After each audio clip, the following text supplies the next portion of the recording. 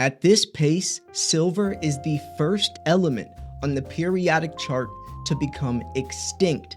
Facts are facts. Silver mines with mining value account for less than 1/13 of the petroleum resources. Silver will be the first depleted element on the periodic table. There is a surplus production capacity for oil, but not for silver.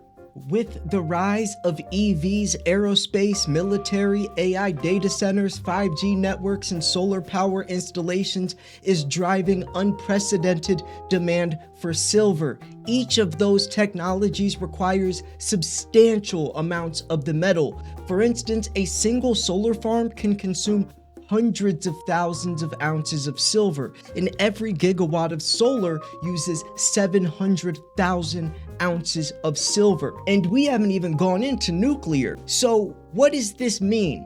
It means two things. One, we all will make a pretty penny, but at what cost? What is the aftermath going to look like when we do run out of silver, which is the most needed material as we move forwards in this new digital technological era that we are advancing in? Where is it going to come from?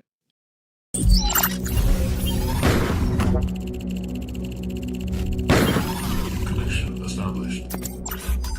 So folks, we have a very interesting article here showing some pretty damning proof of how critical of a role silver plays and how dangerous this is. I always talk about we make a pretty penny, but at what cost, right? Silver is irreplaceable. It's the most highly conductive metal for thermal conductivity, electricity, and light sensitivity, and we are needing more and more and more of it, but there's less and less and less of it, with record-breaking supply deficits year after year. We are talking about 770 million ounces in the red, a deficit in the last 4 years, and we are expecting these deficits to keep growing farther and farther. So what are we going to do? I remember a saying a few years ago, and it stuck with me. Someone said, if you think we have enough silver to go green, you're living in La La Land. And that really did stick with me when I read that. So anyways, I want to share this. I hope you guys are having a great day. Make sure you subscribe. We are on the road to 107,000 subscribers, so please subscribe. Let's try to get there by the end of the month. And if you wanted to purchase some of this shiny stuff, look no other than here. I will give you the best prices. Can't find anywhere else with better prices, I promise. Slayer@milesfranklin.com or call 330-485-6172. I'm not a stingy guy. I'm not going to try to, penny pinch you. I really don't mind. We have a price sheet. There's no minimum. My phone's on 24/7, so you can call me at night. If I don't answer it, I'll call you back. You could text me. I'll make it easy. You can trust me. All of my clients are viewers of mine, fans of mine, so I'm more motivated to want to help them out and just build a business relationship. And you don't have to worry about, getting overpriced or anything, because I promise you, you will have the exact opposite of overpricing over here. And ask any of my clients. So anyways, I do like this because it's interesting that they say that, and this is from Canada and the United States, silver's not even on the critical minerals list. Of all these other random elements and minerals they say that are becoming extinct that's on the critical list, silver's not even on there, but it's the most important one. The extinction of silver as an element on the periodic table is a concerning prospect that merits serious consideration. And I still don't think people understand the severity of it. And I've always talked about, I think by the year 2025, 2026, it will be too obvious. It will be blatantly obvious that we have a huge problem with the lack of silver we have and how important and how needed it is with big tech, big industry.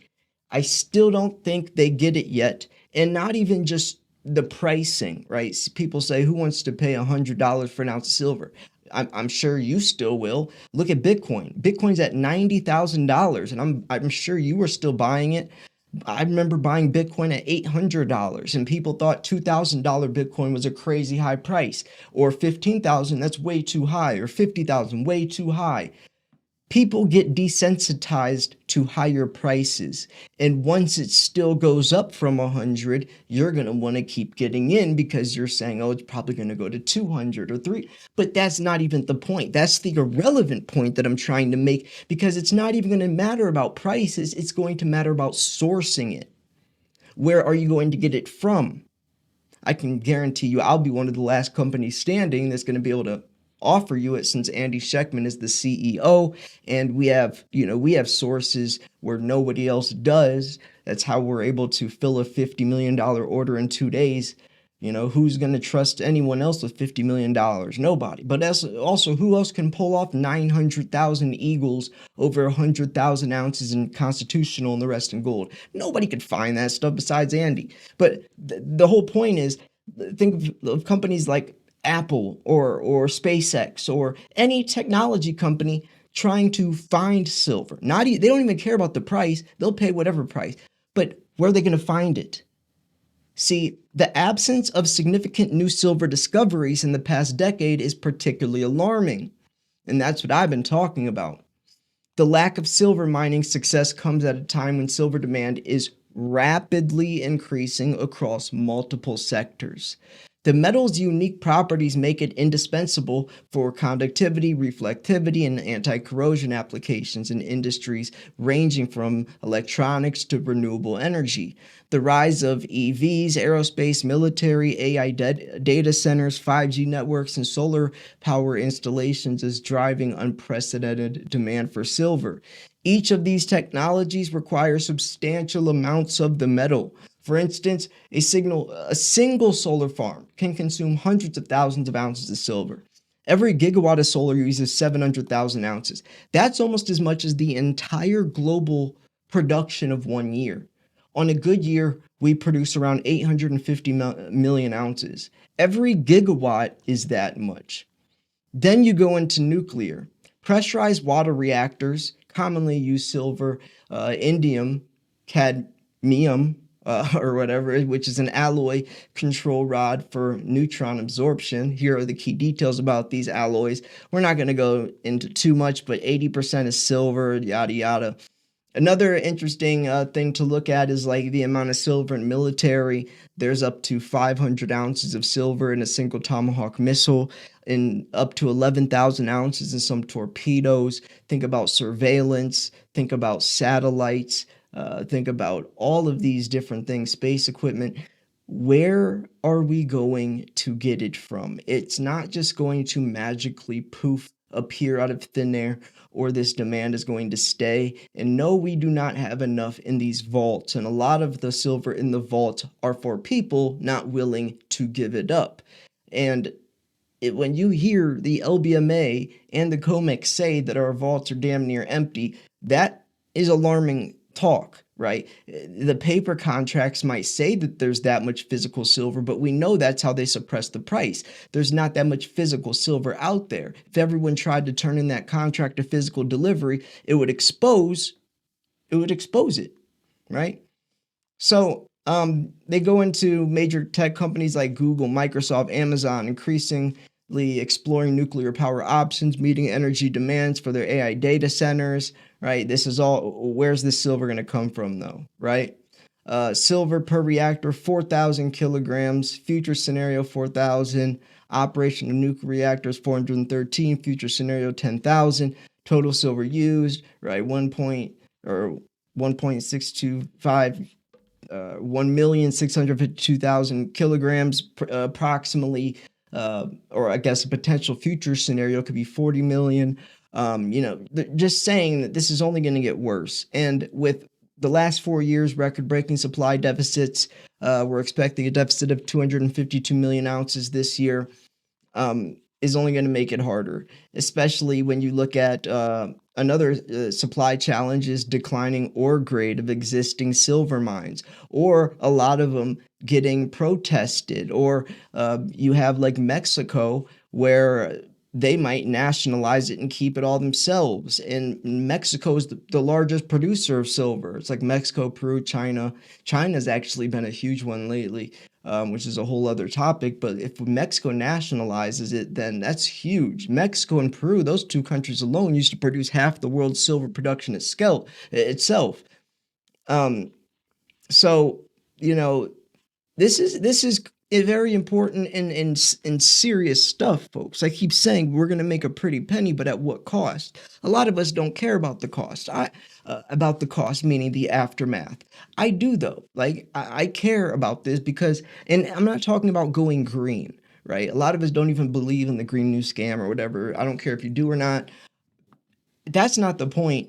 It's that we are advancing in a new digital technological era. We are advancing faster and faster. And if we just run out of silver, like literally, silver will be the first element depleted off the periodic table, then that is going to push some huge risks or have to push some type of scenario because silver is irreplaceable. It came here from meteors and comets. It's not like something can just replace it. It's not made on Earth. The only thing is space mining. We'll have to start mining asteroids from outer space to get the silver and bring it back, which actually NASA is trying to do. There's an asteroid called 16 Psyche. You can look it up. And It'll be in the Earth's orbit by the year 2026. And, it has up to, I guess, like $500 quintillion worth of precious metals on it. Who knows if they'll actually, I mean, by then, in 2 years, they're not, or by next year, they're not going to be able to mine it. But just the possibility of the final frontier as mining for metals is definitely going to have to be the solution at some day and age, but not right now. So what's going to happen in the meantime? Anyways, I'm going to wrap this video up here. I hope you enjoyed it. Make sure you subscribe. Remember, if you want to purchase some of this shiny stuff, especially while prices are down right now, email slayer@milesfranklin.com or call 330-485-6172. I love you all. Thanks for tuning in. This is Silver Slayer. I'll see you guys tomorrow. Peace.